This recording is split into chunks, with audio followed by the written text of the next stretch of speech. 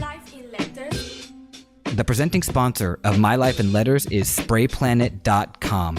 This is where you go to get everything MTN colors, be it 94, hardcore, whatever it is, go check them out. They're also the distributor of Crink products, Posca markers, and Grog inks. So go check out sprayplanet.com right now, order something, and go make your mark. But without further ado, let's get into this next episode.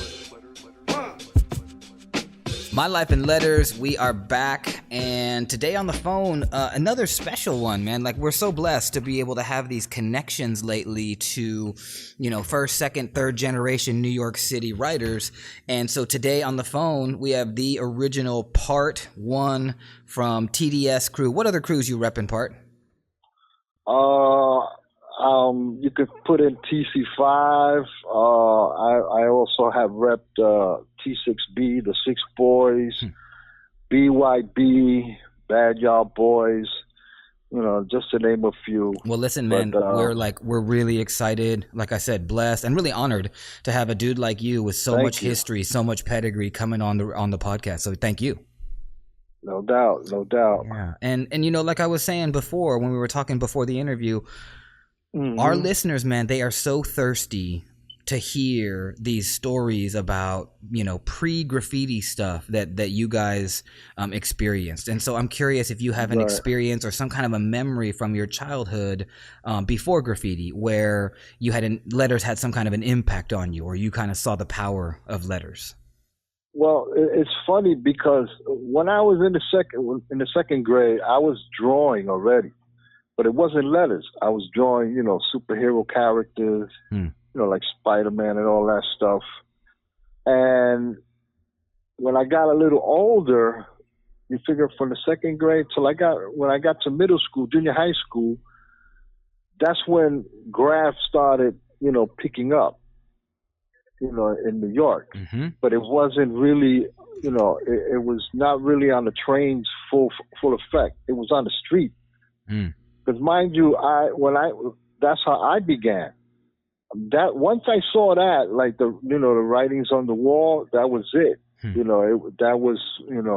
I just stopped all that drawing stuff, and I started, with a marker, and started writing, on walls and stuff like that in my building, and whenever I go visit family, like in Hell's Kitchen, where I'm originally from. I go down there and I would put tags on the wall, and like it was all new to people. You know what I mean? They saw that and they were like, "Oh, look," and the same way I felt when I saw it, and that just gravitated me to to the writing. And so you were drawing these like superhero characters that came out of comics, but was there ever because I've had some people talk about comic books and like the boom, pow, zap, like those things being little letter influence. That came afterwards. Once I started, writing, doodling, actually writing, putting it on paper and then putting it on walls and stuff, that's when it really took full effect. Okay. And then, but before that, you said you started seeing tags on the street, and so you're from Hell's Kitchen, but were you living somewhere else at the time when you were young? Well, when I lived there, I was born down there, and I lived there till I was 5 years old. What year were you born? In 1959. So in 1965, you start going back to Hell's Kitchen. I moved uptown. To Hell's Kitchen, Spanish Harlem, which that's where I was, actually raised. That's where I did cause my habit. That's where everything began there. And you know what? But I had. I'm sorry to cut you off, but here's another thing that I think our listeners are so interested in, and I know I am. Can you just talk for a minute or two about Spanish Harlem in 1965? What was the vibe? What was the energy like? Can you describe it or paint a picture for us? Well, when I moved up there, you still had, immigrants like Italians and Jews that had businesses there. But then in a period of maybe about 7 to 10 years, they were gone. You know what I mean? And it was still, fresh, they were building, not the way they're building now, but it was a place where everybody knew everybody and everybody had each other's back, and it was like it was fun back then. I mean, you had your elements, considering, but for the most part, it was fun growing up there. And what about you being sort of a newcomer to the neighborhood? I know you were only 5 or 6 years old, but do you remember feeling, I don't know, like you were a bit of an outsider, or were you immediately accepted? No, not really. Like I said, because it was a mixture. You had different ethnic groups. You had black, and it was predominantly black and Puerto Rican. With a little speckle of, like I said, the remaining immigrants that were still around. But like 5-10 years after that, it was predominantly Spanish and black. And it was really it was a lot of people got along with one another for the most part. You always had your groups. Everybody stuck to their own, but I never had that problem. I got along with, pretty much everyone. And which was a blessing. Yeah, it sounds like it. And so 65, I'm guessing that there may have been, graffiti of different types back then. Certainly not the kind of subway style graffiti that we think of now, but certainly there were tags that you were starting to see. No, right? Exactly. That's when a lot of people started writing, because a lot of people, it all stems from, the Upper West Side, the people on the West Side that were doing tagging on the street. And then you had, of course, the Bronx, where, a lot of that stuff was going on as well. And it carried over to the East Side where I was at. And then you had a lot of groups a lot of individuals that started doing it actually on the street. You know? And in 65, were we seeing gang graffiti? Was it club graffiti, neighborhoods? Well, you had a mixture of both, because at that time, from 65 to 74-ish, you had a lot of gang activity, and they were pretty spread out, throughout Spanish Harlem and the West Side and all of that. You know what I mean? Yeah. So you had every gang. They pretty much had maybe a couple of people that were writers as well. And that pretty much kind of you had your gang graffiti and stuff, your gang writing, but then, like I said, you had other people that were within the gang or whatever, and they were writers as well. Yeah. So they would branch off and do their own thing, on the low, whatever. And all of that play, had a role in it. And do you remember as a boy, kind of what your perception or your understanding of all that graffiti was? It was just an expression. That's what's the beauty of this culture. It has so many venues to where you can express yourself. Yeah. Whether it be a letter, whether it be a design, or just straight up color or whatever. There's no limits to the expression of this form. Yeah, and I guess I've just heard, and I agree with that. I think that's well said. I've heard from other interviewees from around the same era that either the gang graffiti, when they were young, it either turned them off, or they had no interest in it. It scared them. It was nothing. It just wasn't even there. It was just background noise. So I'm curious if you all automatically thought that it was an expression of something. No, well, you know what, and also I know cats that did the colors for the jackets. So that was another form of, artistic expression, which is based from it derives from this culture. Yeah. There's so many elements that people don't really, get, because a lot of people are on the outside looking in. Right. So they just see the writing on the wall, or they see, a tag or whatever. And that's what, that's been the stigma of this for the longest. Yeah. Of course. Especially when you are on the outside. It's hard to get any kind of understanding or perspective. No, naturally. But when you have someone that's, articulate or open-minded, they can relate to it and they can, gravitate to it. Yeah, I agree. And did you have anybody when you were, let's say, at 6 years old? Was there anybody that you knew personally that was connected to any of those gangs or those groups? So you were a bit of an insider. I grew up, like I said, with the Lords, like right down, on one side of the block. Then a couple of other. You had the Renegades, then you had the Samurais, you had the Spades, and there's so many, So all of those different gangs were just like literally on your block or within the blocks of your neighborhood? No, they were all in the area within 10-block radius. Okay, and just because I wasn't here, I don't know. Could you just walk through the block that the Spades were on versus the Lords or the Renegades? Like, did you have to start getting affiliated, or could you stay out of it? When I got back, I had made a trip to Puerto Rico in '73, and they have formed a gang in my block, and they were, familiar with the Sacred Lords, which was down, on the other side of the project. But they weren't from the project; they were across the street. Because my project, you had surrounding, tenements, and they were formed there. But the thing is, a lot of these people, they knew each other before they were ever gang affiliated. Right. You know what I mean? So that was our nucleus, because we knew a lot of people that knew, certain individuals. So that made it a little less stressful, because the average Joe could not circulate, in the area without, coming across some, beef or whatever, or being, stepped to.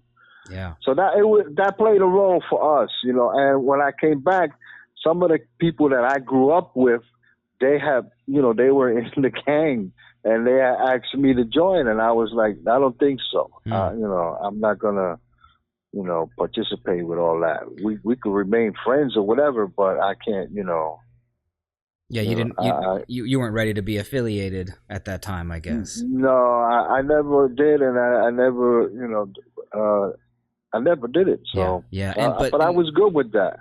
Yeah, sure. And you had told me before that you started writing in '72, but you're saying this trip was in '73. If we can go back a little bit further into those maybe the late '60s, and you're getting more comfortable in your new neighborhood in Spanish Harlem, but there were a lot of gangs around, but yet as a kid, it was no problem for you to just be a neighborhood kid and not really be associated at all, right? No, I was good with it. Like I said, there were some incidents that occurred. Fortunately, I wasn't in the area, when it went down. But for the most part, like I said, I knew, because we knew people that, they said, okay, you're down with them or whatever, and that helped out a great deal. Yeah. Because it always boils down to who you know. If you don't know anyone in particular, then the circumstances can be a little hectic. Yeah. But it's always good to know, somebody. Yeah, and being that you said that you started writing in '72, I'm curious about what 1971 was like. Like, what were the things that were happening in '71 that led you to want to do some graffiti for the first time? And talking about who you knew, it makes me wonder: did someone early on? Did you meet someone who was a real graffiti writer in '71 that inspired you? Well, like I said, there was neighborhood cats that they wrote, and at that time, I would take train rides up to Pelham. At that age, we were already riding around on the trains, and I was still in '71. I was still experimenting with names. Okay. My name didn't come to fruition till like about 72ish. and that was from a neighborhood kid that grew up with me. We went to school together, and we was in junior high school. Now, in '71, I was still doing stuff. I was doing stuff in my in the area. You mean like you were doing graffiti in your area, like on Yes, in your neighborhood? I was doing in my junior high school yard. I would creep in there after school in the evening, not too late because I was still I had to be home at a certain hour. Right. I Yeah, was because still young. well, you're 12 years old. Yeah. Yeah. So I was doing. That's before I started. Really hitting train. I was doing the neighborhood. Well, yeah, I and was I'm doing curious, pieces. like, what was the very first tag, even if it's like pencil on a project hallway wall? Like, what was the first thing you did where you were like, "Ooh, this is like vandalism," or "This is graffiti"? Well, you know what? It was vandalism, but I never looked at it as graffiti because Right. we were always, we were consider ourselves writers. Mm-hmm.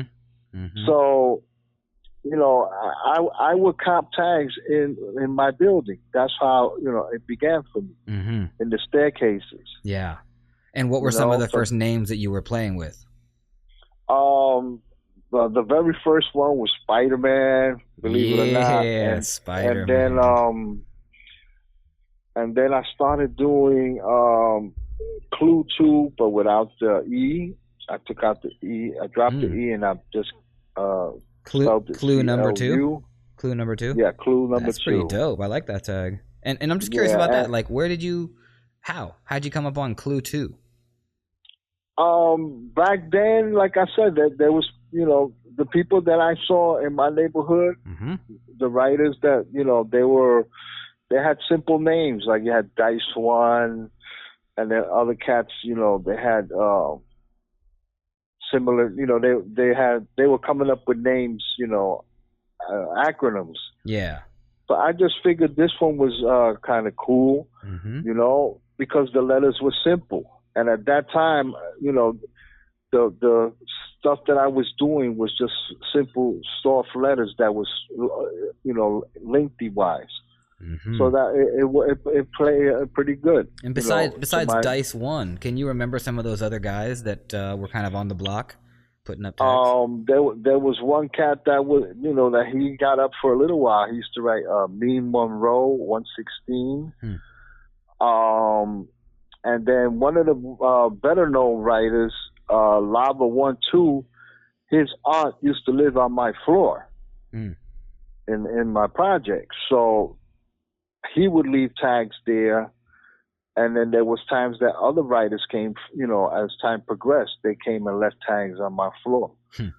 So okay, and so you play with Spider-Man, which I think, you should have stuck with that tag, That would have been dope. Nah, that's too corny, man. Trust me. And I know, I believe it. But then you went to Clue 2. How long did you poke around with Clue 2? Was that just a hallway tag? That was till like almost early '73, believe it or not. Oh, okay. So you kept with it a little bit. All right. Because, I'm sorry. You go ahead. No, because I actually, in '73, I went to my first yard, which happened to be the yard in Flushing. Okay, and this guy Dice One, he took me and 3 other guys that friends of mine that I grew up with. We went that day. We went to Rack Paint. I went and got the same damn colors. Believe it or not, that was the same color as the number 7 train. When I got out there, I'm doing my piece, and I'm like, the only way you can see what you're doing is, because the paint is fresh, you can look at an angle. But it was damn near that real light minty green that it was, and I'm like, wow, that's how you know that you got a ways to go. And listen, let me backtrack a little bit because how did you get to meet Dice One? Can you tell us a story about how? He was a neighborhood guy. He was a neighborhood guy. But he made it very clear that he wrote graffiti and he was Dice One. Yeah. We met him, and he was friends with a friend of mine, and then he offered to take us to the yard. But he also said you said he took you racking. Can you talk about that first racking mission, or was that your first racking mission? It actually was my first racking mission because we actually went to 42nd Street. There used to be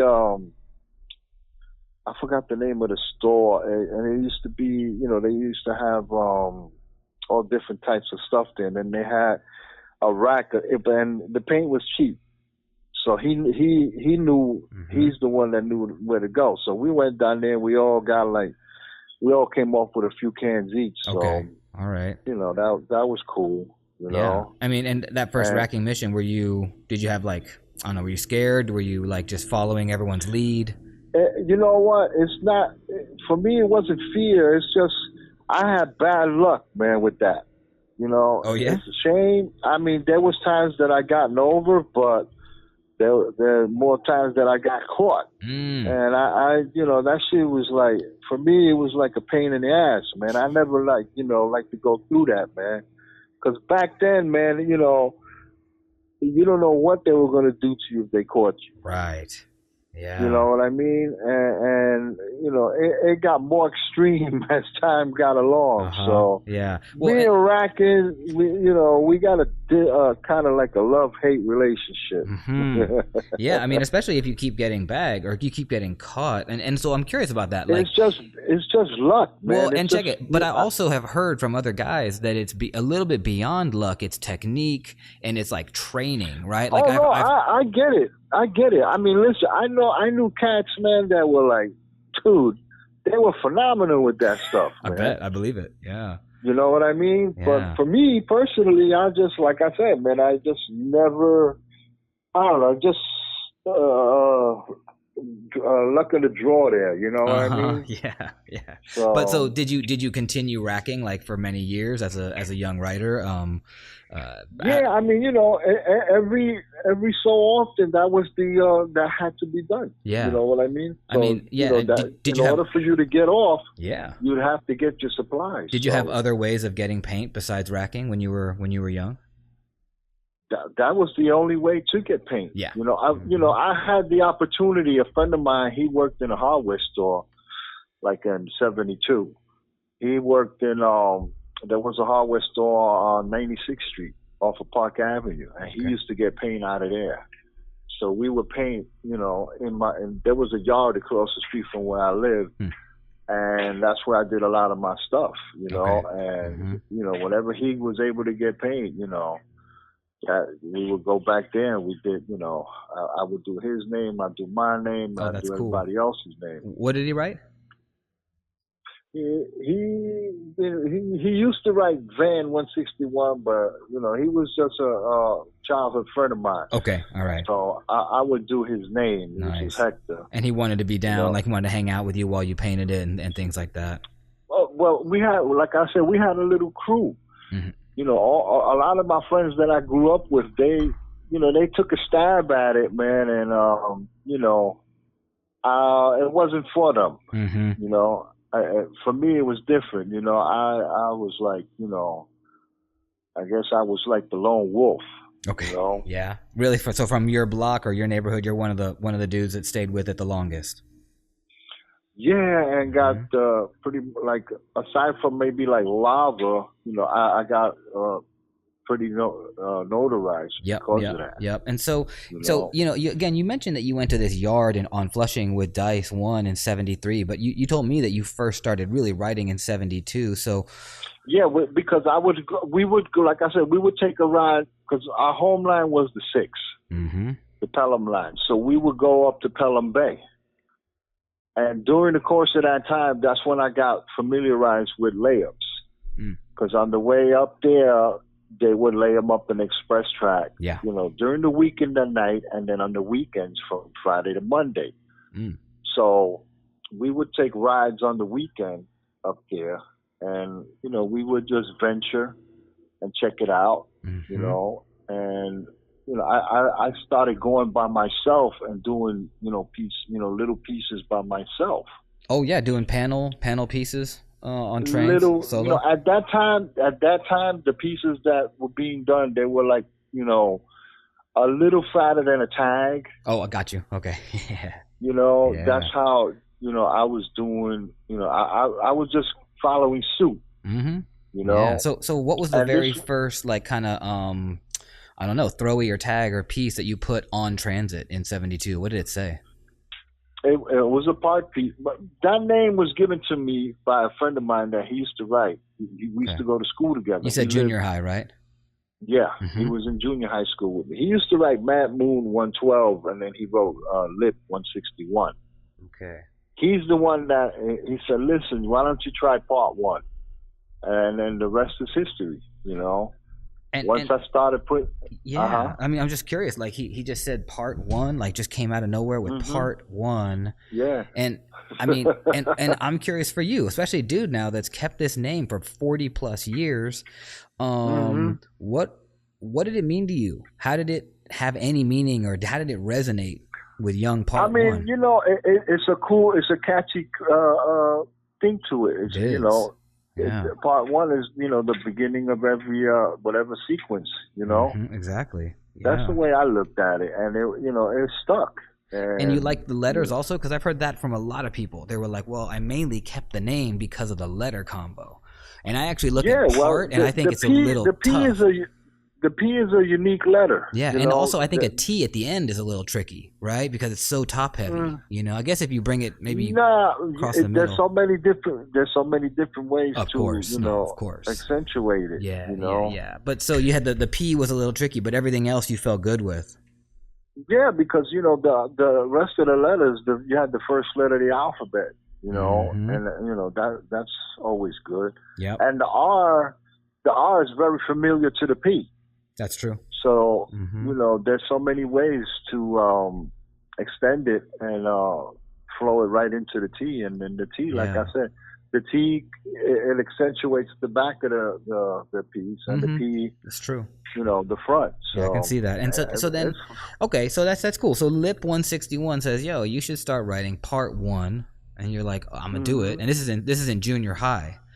But how old were you when you went to that first transit shot up in Pelham Bay? Were you still in junior high, or were you older? Yeah. So 72, you were in junior high. Okay, so you go up there. Can you tell us about that? What was that first mission like hitting New York City Transit? It was kind of scary, you know, I bet. because number one, you know, I'm afraid of heights, so I always would go to the center of the station where the platform is, and there's concrete there, you know, because below there is the station itself. I dreaded the railroad ties. You know, I had bad experiences with them, you know, and I just dreaded, you know, but that was the beginning. That's how I started, you know. So a lot of people started that way, you know, a lot. I'm so sure. A lot of people, they're not afraid of heights. I personally, I'm you know, I'm not good with heights. Okay. So how did that factor into that first mission?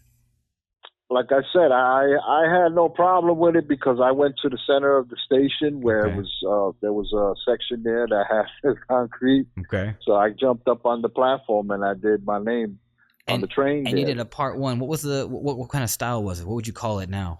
It was just a straight. It was little block letters, just a fill in with an outline, and that was it, and dots inside the piece. Okay, and like you said, it was almost like just like people were doing like big tags in a way, a big filled in kind of tags. Yeah, well, we did that. We took a ride one day. It was like maybe like 10 of us, and there was a couple of guys that were older than me. You know, one of the guys that I grew up with, he used to go to Dewey Clinton, but he used to write.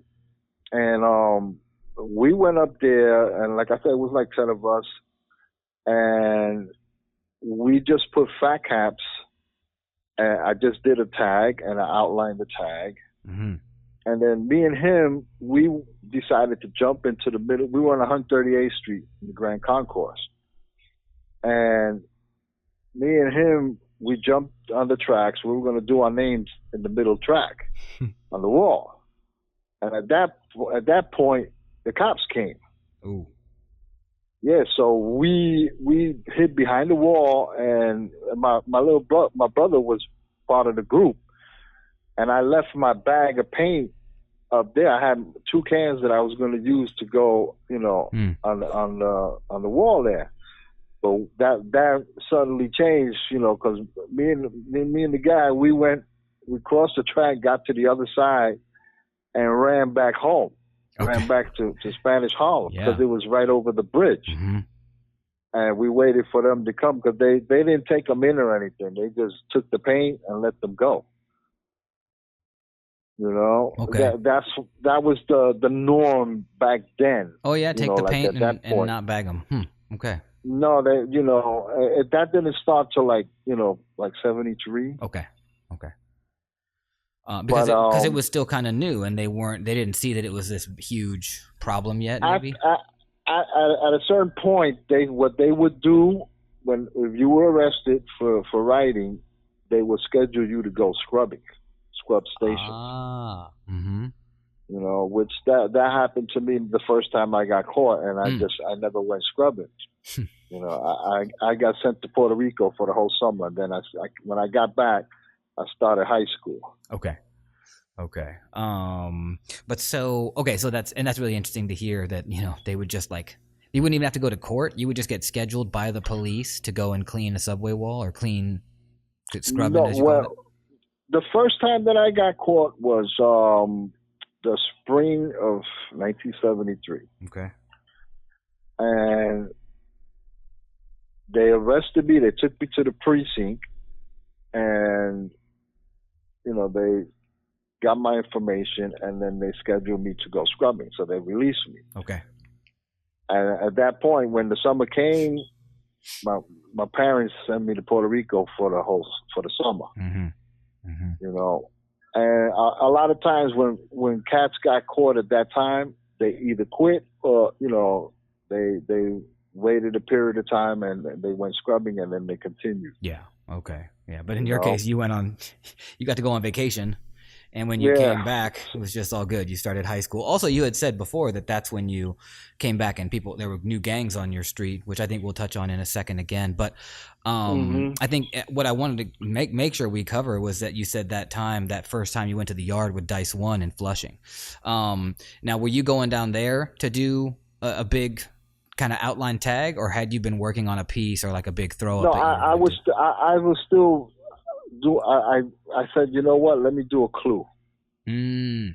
I did a clue, and then it just, like I said, I think that was the last time I did a clue piece. Okay, clue 2, and was that more of a piece or more of a throw up, or what was the style that day? No, it was just a 2-color. It was the letters were, we called it softy. Softy? It was just a softy bubble letter. Ah, okay. Just an elongated letter, mm-hmm.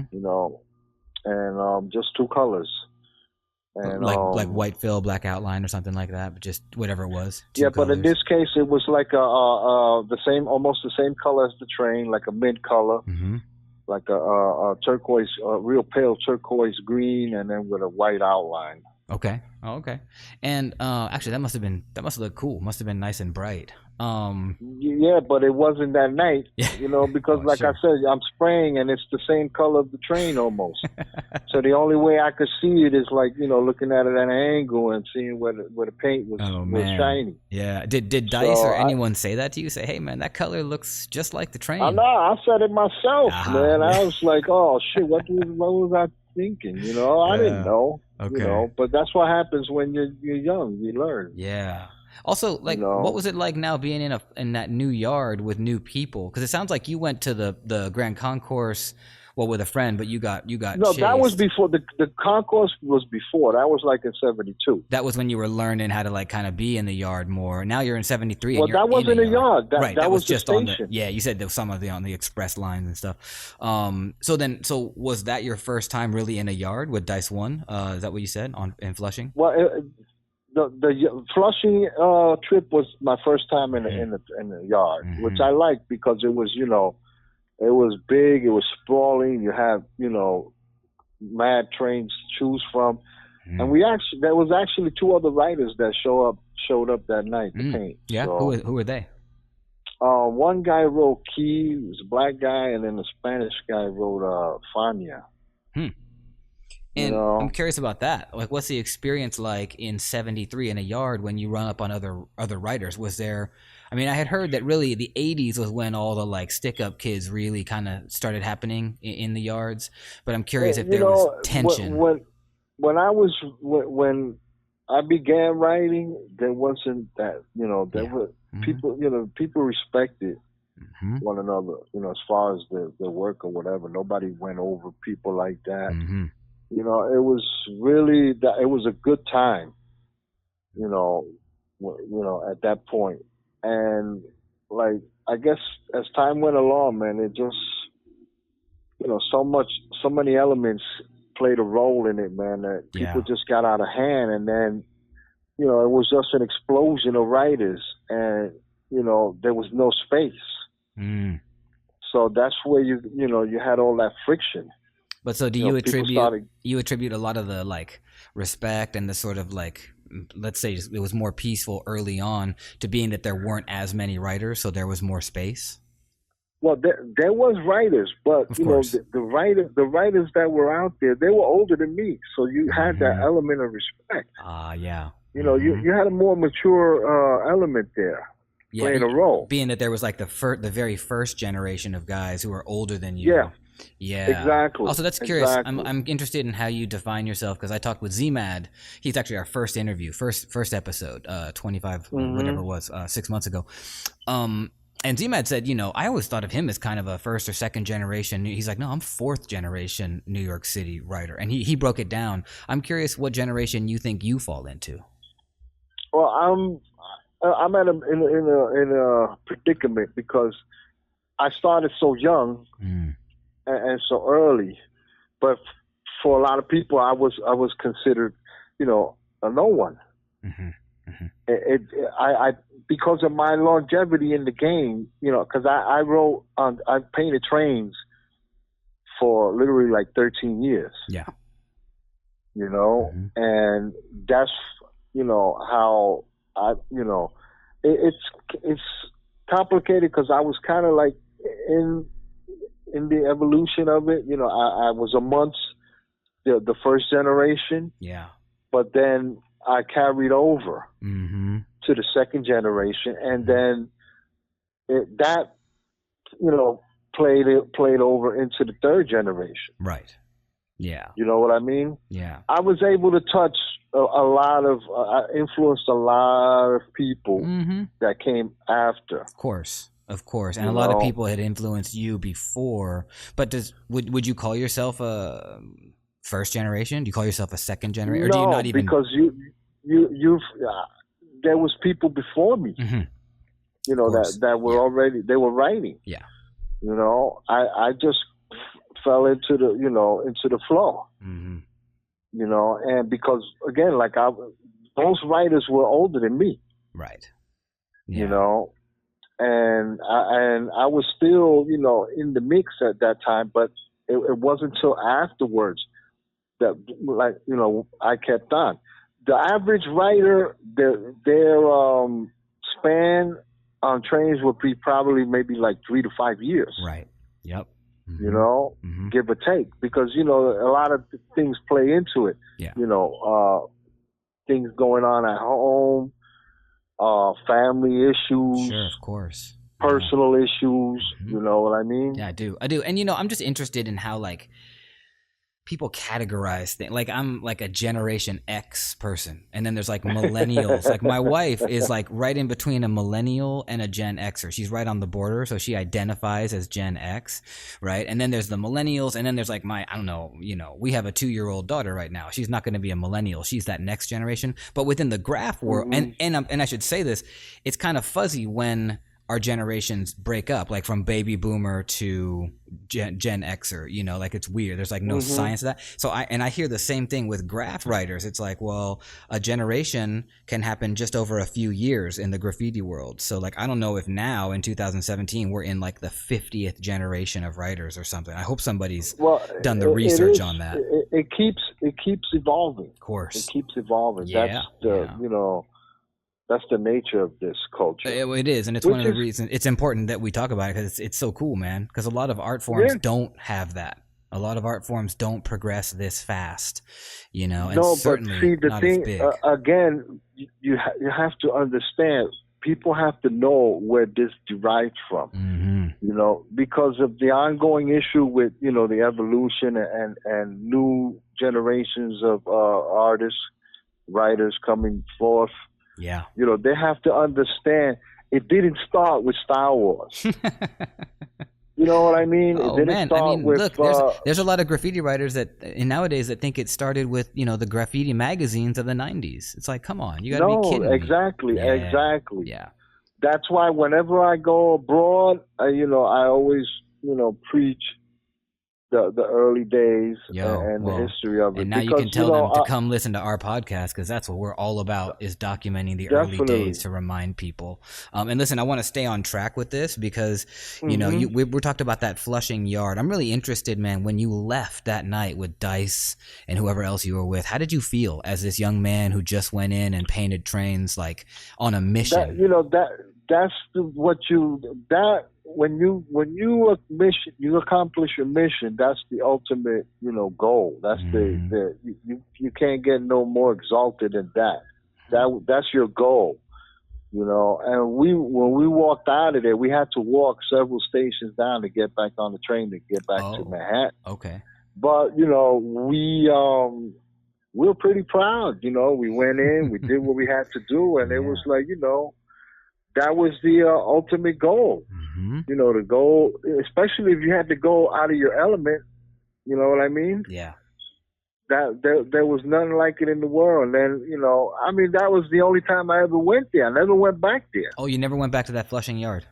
No, I never went back to that yard. Okay. I regret it because I would have demolished it along the way. Why? You know, why didn't you go back? In your 13 years of painting trains? It was far. I mean, you know, I was predominantly a Bronx, Manhattan individual. I would try to stay close to my comfort zone. Sure. Yeah. You know, it wasn't until later on in the years that I branched out. I went to Brooklyn. You know, but I never. And another thing, I never hit the letter lines. Oh, only numbers. Interesting. Only the numbers. And only the numbers. Was that by choice or just by chance? Pretty much by choice, because at that point, early on, I was like, you know what? If I'm gonna do something, I want to be able to see it, you know, at my leisure. And I wasn't the type yet to really go out and travel out, you know, all over the place like that, all city like that, you know.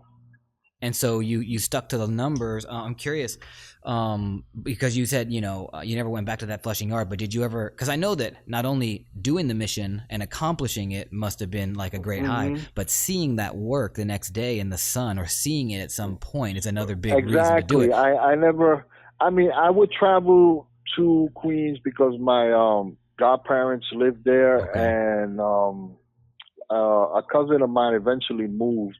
He lived right there by Queensboro Plaza. Okay. So I would, you know, travel to go there, but you know, it wasn't a thing where I was doing it on the regular. I wasn't getting, you know, going out to Flushing like that. You know what I mean? That was a chance situation there, which this guy invited us. And at that point in time, there was certain people going to that yard from New York, from the city.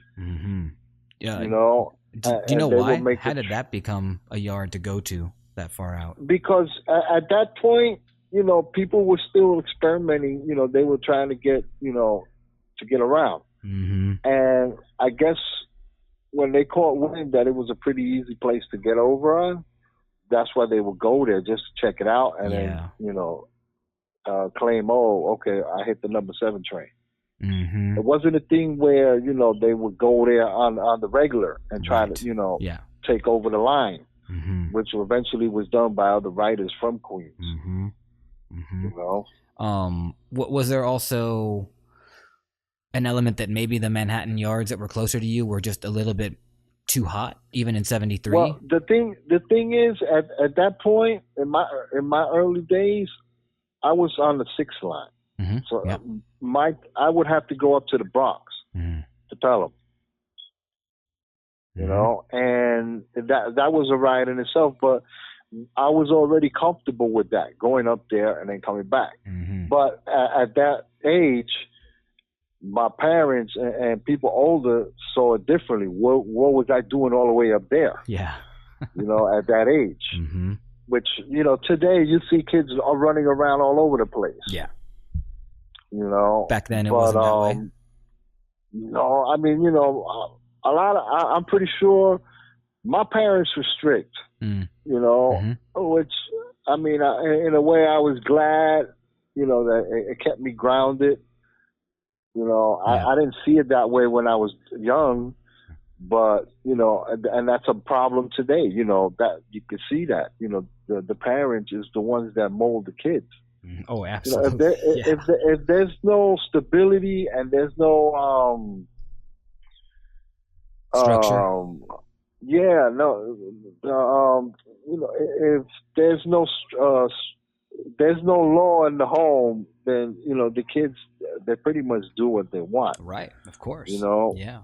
I mean, when I was that age, like I said, there was a lot of writers that they were either my age or a little older, and they already had that leeway where they go and they do what they wanted. Yeah. I was a little more restricted with that, so that played a role in it. Mm-hmm. I can only do but a certain thing, and then as time progressed, as I got older, I had a little more leeway to that. Yeah. So. And I'm curious, in your 13 years of painting subways in New York City, was it predominantly on the 6? Well, in the beginning, it was on the 6th. Mm-hmm. And then when I went to high school, my high school was actually right around the corner, in Hell's Kitchen, where I was born. What's the high school that you went to? Back then, it was called New York School of Printing. Printing? Okay. Like as in what, printing paper? Printing? Well, it was named New York School of Printing. They catered to, there was different academics in there. You could learn to be a journalist. Mm-hmm. You could learn how to work a printing press, which again, would play into a role like creating newspaper, magazines. Yeah, sure. Anything, posters. Right. You had photography. You had layout. So all of this was, everything at this school was sort of emphasized in getting you into like a publishing kind of career in print, or doing whether it be publishing or a journalist or a reporter. Exactly. They had different venues in there. That's amazing. I wonder how many graffiti artists they put out. I bet you they pumped out a lot of graphics. We had quite a few. Futura was an alumni there. Futura 2000. Nice. Kel was went there after me. Futura went before me. I came after him. Mm-hmm. Then you had Game 5, which was Chrome 100's brother. And then you had one of my crewmates there, the original Magoo 2. He was a fellow student there. Magoo 2. I like that tag. Yeah. This other cat that I grew up with, Scorch 170, he used to write with Dean. Rest in peace. And who else? This other cat, Boo 2. And all these guys went to the New York School of Printing with you or before you. That's cool, man. They was there during the time, and then Roz went afterwards. Roz won. Another guy from Brooklyn, Meek. Mm-hmm. Yeah, And it was and quite a few. so you were by the way, this just ties in. 73 you went to Puerto Rico, you came back, didn't have to scrub like you told us before, but you go back and now you're starting high school, and you're starting high school down in the in Hell's Kitchen, but you're living on, in Spanish Harlem, right? So you Spanish have that Harlem. commute every day. How would you get to school? Would you take buses and trains? How would you get there? I would take the train, Okay. and that was another thing. That's when the pieces started really flowing. People were, everything was booming. So that was just, eye candy for me. I bet. And were you attracted to insides as well? Like, did you want to be the kid with the juicy, marker tagging insides? Let me tell you something. I did mad insides. We would walk layups. We would bring pints of Flowmaster. Nice. And it was just, the only thing with me was, I don't care how many insides I did, I rarely seen my shit running. And that shit was like a big turnoff. I was like, man, I'm wasting my time. All that work. Shit. Okay. Yeah, so I just stuck to doing paint, doing pieces, man. Which was that was more. That was it. Once I started, concentrating on doing pieces, that was it. It's interesting too. We've heard like some interesting stories from past guests about dudes that mostly painted panels versus dudes that went in and just were bombing insides or focused on insides.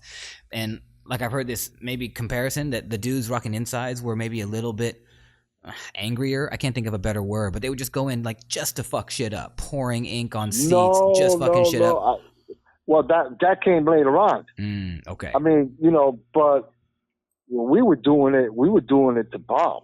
We were doing it to just top tags. So the same kind of essence as doing a panel on the outside was to bomb, to get up. Yeah, I mean, and there was times that we would do that, and then I'll pick a day, and then I'll go do a piece. Right. But then as time went along, I just said, you know what,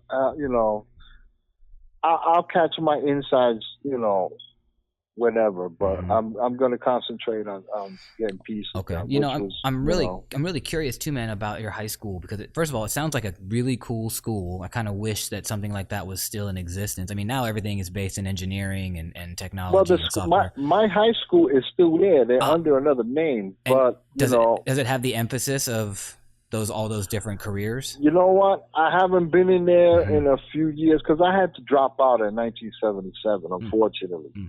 And I would always go back and visit one. There was one teacher there that he was really cool with me. He always admired what I was doing. He was an older guy too. And what was his name? His name was Mr. Kerr. Okay. And unfortunately, he was the only link that I would, ever go down there. I would always go there to visit him because he was such a really nice man, really good teacher. He was really, good person. And then, so you kind of kept your connections at the high school, but then you haven't been in a while, and it's changed its name. Something happened. He passed away. The last time I was there, it must have been like, about 10, 15 years ago. And I did not know, I went down there, I went inside and I went, I asked one of the security, can I go see him? And he said, oh, he passed away. They actually put a plaque in the lobby of the school. And I never went back again. Yeah. Because I don't know nobody else who would be from 40 years ago. Right. No, of course. Still there. Yeah, exactly. And I was asking because I'm curious about if you can describe kind of like your freshman year, what it was like there with knowing that there were a lot of other writers around. Well, you know what? I didn't know them. I didn't get to meet them till later on. My first year, there happened to be one writer from Brooklyn that was known, Diablo, from 3YB. He was in my homeroom and in my shop class, and we became friends. He was cool people, but he was more notarized writer, right, than myself.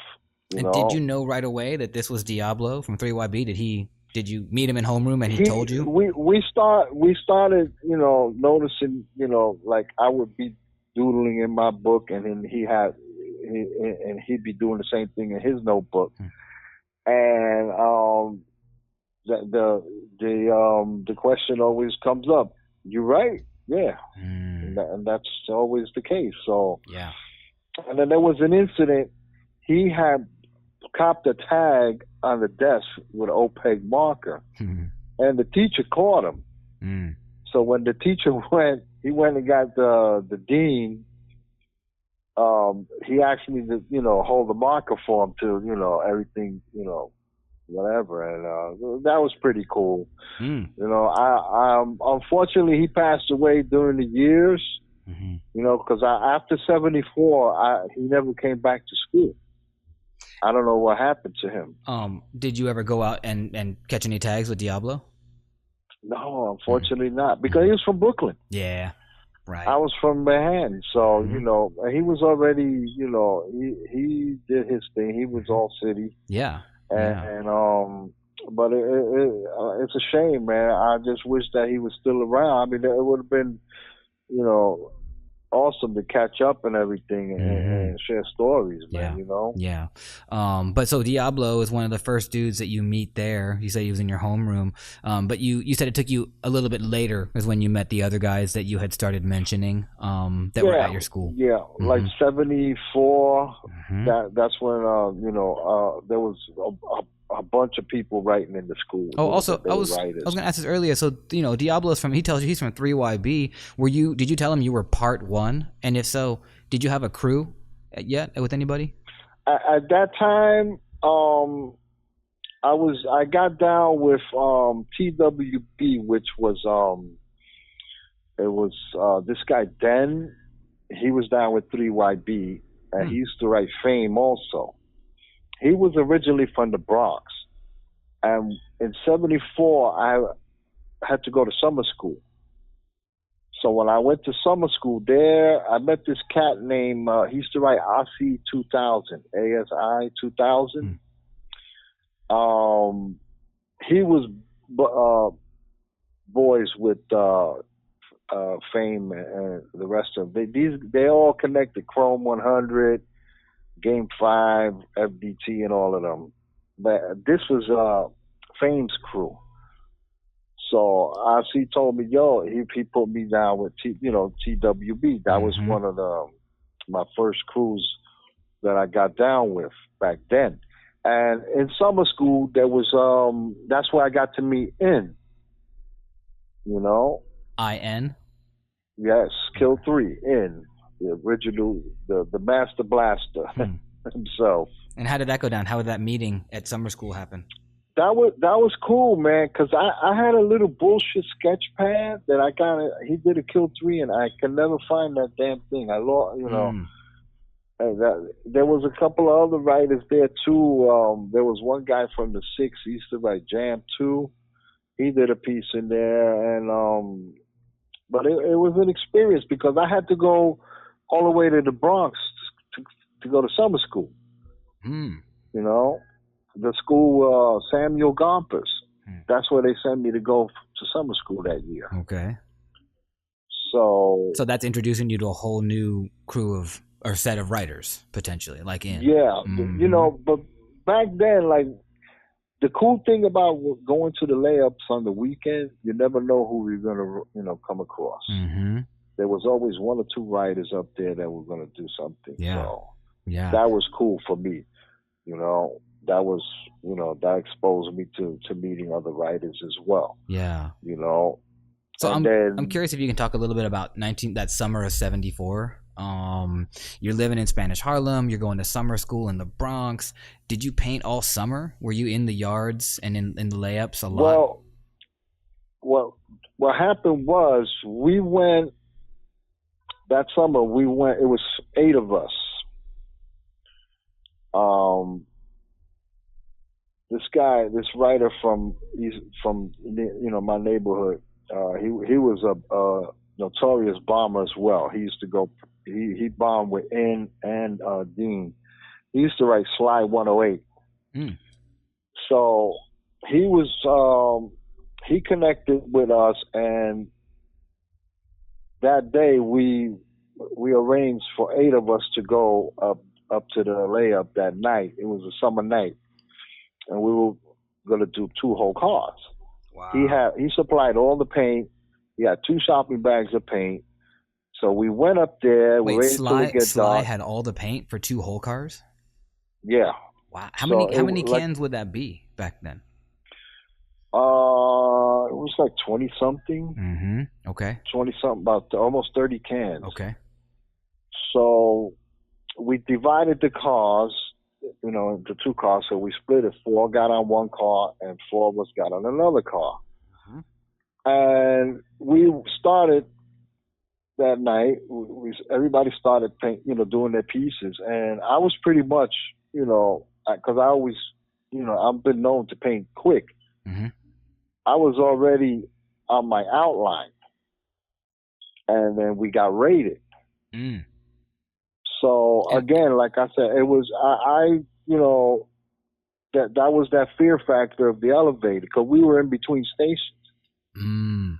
And we kind of like split up, and four got caught, 4 got away. I happened to get away. Mm-hmm. By the way, can you tell us if you can remember the 7 other dudes that you were with? It was myself, it was Sly, Tricks 118, Panic One, rest in peace, DeFi, DEFIE, his brother Care, and this other cat. It was he used to write Bond One, and I think it was AE, this other kid that he grew up with us. And Sly, did he kind of put it together? Were you guys all in summer school? Were you all neighborhood friends? I didn't quite get that. We were all neighborhood friends. Okay. We were all he was from the neighborhood. He knew guys, that I was with, and we met, and then we kind of like, the other writers that was there also, they were like well-known writers as well. Mm-hmm. So mm-hmm. he said, look, why don't we go do 2 whole cars? Yeah. So the plan was laid out, and where did you say you were going? Was it a layup again, or was it a station? It was up on the 6 train between Zariga Avenue and Westchester Square. Okay, so they were laid up on the express line that night? Yeah, because and in the evening, on the weekdays, they would lay them up after 8 o'clock overnight. Wow. It's pretty early. Okay. Yeah, 8, 9 o'clock, Mm-hmm. they would lay them up, and to the next morning. And when did you guys go in? Do that. What time did you guys go in? We went up there, like it got dark about 9. Mm-hmm. So when we got up there, we went past Zariga. We went to the next stop, which is Westchester Square. Mm-hmm. The yard is actually there. The yard is it's there at that station. But we chose to do the layup. Okay. And what happened was, mm-hmm. when we got off the train, we made like we were walking towards the stairs, and then the train pulled out, and then we all made our way to the end of the station to walk down to the tracks. Mm-hmm. What happened was, turned out, an elderly lady got nervous. Oh, she spotted you. Well, no, the thing was, myself and Tricks 118, we were the only Puerto Rican light skinned. Okay. Yeah, the rest were black guys. Okay. She got panicky. She went downstairs and she told the token booth clerk, there's a bunch of black guys up there. I don't know what they're up to. And I guess they called the cops, and when they went to the station, there was nobody there. So they were like, where the hell did they go? So I guess they radioed the train to check the track out. Okay. And that's what happened. When one train came up heading to Pelham, it stopped right where we were at. And I mean, we all split up, you know, and And how was what was a raid like in 74 on the transit line? Like, were they at the end of the train yelling at you? Did they like come at you from multiple angles? No, what they did was they stopped the train exactly where we were at, and then they opened the front door. We didn't see who it was. A couple of us went under the track. Whoa! And I don't know how the cops knew we were under there, but they were right below us. They shined the light on us. They were like, guys, might as well turn yourself in. And I wasn't, I didn't want to get caught again. Yeah.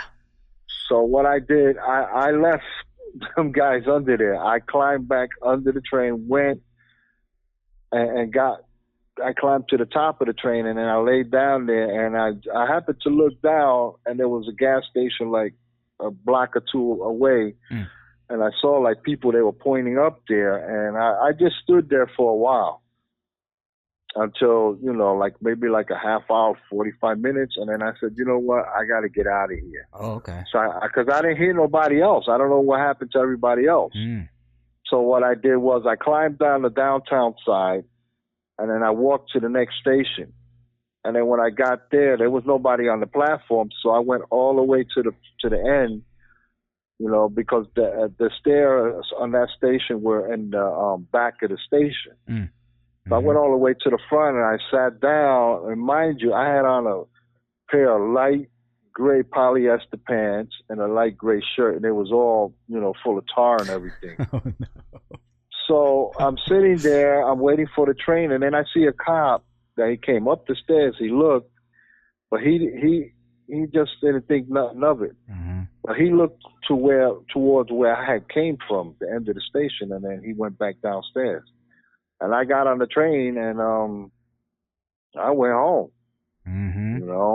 But four of us got away, and 4 got caught. And what happened to the 4 that got caught? They get charges? Did they get scrubbing duty or? I don't remember. I mean, they just we all communicated the next day. My man Panic, rest in peace. He lived in the same building as I did. He got home that night. He got away. And they guys from the block, they told him, yo, he just got home. He said, all right, good, good, Okay. Yeah. So we just communicated with each other afterwards, and it was, they got caught, and they, I guess they got their scrubbing details and whatnot. Yeah. And that was it, man. Okay. After that, I really wasn't. I was trying to get away from elevators. That was, that was enough for me. Yeah. And, I'm curious, like, how much you were, or what your plan was when you went in to do that piece. Were you doing kind of bubbly, softy letters still? No. We were doing style pieces there. Okay. Yeah. And were you, and it's, did you draw a lot? Were you sketching out your letters on paper, or were you kind of guy that was learning on the trains, learning on walls? I was doing a lot of stuff on paper, and then if I didn't have it with me, then I'll go and do what and it just came out the top of my head. And it was fucked up because for weeks those trains will run, and I will see them, and it's a damn shame that the damn you would see it all finished. filled in, but no outlines. Yeah, wow. Well, mine had, I was up to my A, man, and it sucked, man. You knew that's what happened, man. You got chased. Yep. Yeah. But after that, I think that changed the game completely. Because we were going after that. We started going up to the yard there, which that was a game changer there. And then that year, that's when I started going to Broadway. And so Broadway was that was a layup that you were more comfortable in, or you put in a lot of work? My friend, that was it was a mini yard underground. Oh. And it was on the west side, and I mean that was the ultimate spot, because on one side you had 2 lanes, and that would hold 40 cars. and then on the other side you had 3 lanes, which hold 60 cars. Wow. That was it. Once I started going there, I mean, it was either the 6 yard or there, and this was closer to home. What was laying up in there? It was like ones and twos? No, just ones. The one train. Okay. Yeah, and it was, it was funny because there was a writer that went to my school that he was originally from the ones as well. Mm-hmm. He used to write Saint 108, and he was more of an inside guy. Okay. He was notorious. He was a notorious inside guy. But we were cool. We hit it off, and then we made arrangements to go up there. And what he would do is he would do the insides while I do my piece. Mm-hmm. And I mean, but the first time I went there, it was ridiculous because I went with just 2 cans. All right. And the place was packed. There was like maybe 15, 20 people in there. Oh, wow. And was it really underground, or was it like in a tunnel? It was a tunnel. Mm-hmm. It was between 2 stations. Yo, you must have been happy, man. You're the opposite of afraid of heights. You're down below ground. Listen, right? that changed the game forever. I mean, because that was like, it was the ultimate. And it was just, not far from where I live, man. Mm-hmm. So it was perfect for me. So that first night you go in, there's 15 other writers doing panels? Oh, they did top to bottoms. They did whole cars, everything, man. Nice. And I was sitting there with 2 freaking cans. What was your plan? So when you brought 2 cans in your bag that night, what were you thinking? I was thinking of doing just a regular piece, man. But then when I seen what was going on, that was it, man. Yeah. Forget about it. But again, after that, it was always going in there with like at least 10 cans or better. Mm-hmm.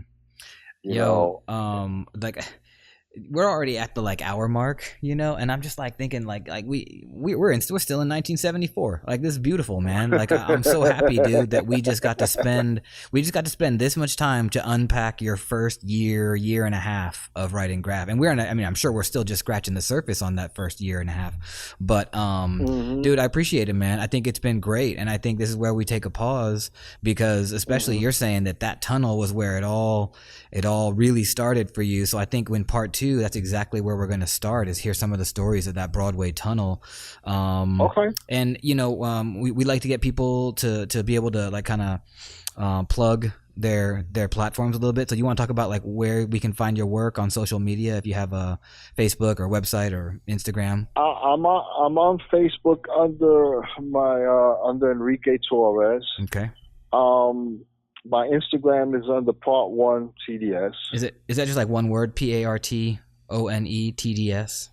Correct. Okay. And then I have a website as well. It's www.part1tds.com. Is that a number 1 or LONE? Oh, it's spelled out 1. Okay. Cool, man. Yeah, because then we can get people to like check you out, because we're still growing. I think actually a lot of our listeners are not graph heads, actually, so they want to learn. I understand. So this will be great that they can go find your work and just see what a legendary dude like you has done, because you've done so much work. And that's the beauty. That's why my book was released in 2009. Yeah. I also have a book, and that's for sale on your site, I think, right? Yeah. Yeah. And that helped me attract people that don't, they're not involved with the culture. Mm-hmm. That was a vehicle for me to, introduce me to a whole different audience. Yeah, because it's great. I've gotten feedback from people that, never had a clue to this culture, and they actually read the book. Yeah. And they were pretty astounded at, they were like, wow, I never, looked at it this way. Mm-hmm. Yeah, and I think that's like the cool thing about how people sometimes hate at how big the fan base is in the world for graffiti and street art. I mean, I think it's great, like, who cares? It's great. And so even now, people are going to hear this podcast. They're going to go to your site. They're going to find your book and order, and it's going to be a whole new wave, I hope.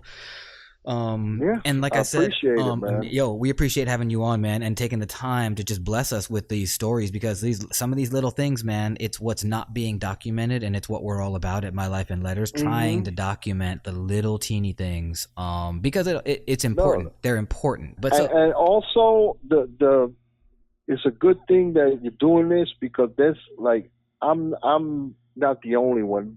That's the problem today with the writers from the 70s. A lot of them, they feel that they're overshadowed and they don't get credit, for what they put into the culture.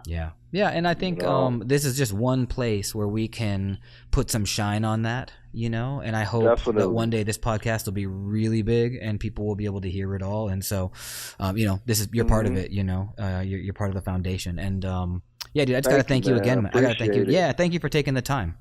Well, whenever you ready for the second, the sequel, the second part, you let me know. And it'll be part 1's part 2. And that's just going to be fun to put down on paper. I'm going to get at you for sure. And thank you. Appreciate that. Thanks for listening to another episode of My Life in Letters. We record live in Bushwick, Brooklyn, USA. Our producer is Christopher Piccioni. Our social media manager is Jonathan Drexler. Our videographer is Jordan Milkner for Way Up Creative. Our intern is Tamika Schlesinger. Our theme music is by Fonte. And my name is Adam Fujita. If you guys have got something to say, drop us a line at our Instagram page at My Life in Letters Podcast, or send us an email at mylifeinletterspodcast@gmail.com. We're always looking for your feedback, and we're always looking for ways to grow and be better. Write a review on iTunes or Google Play. Share the podcast with your friends. Get your whole crew to subscribe, and have a great day. Thanks for listening. The language of letters.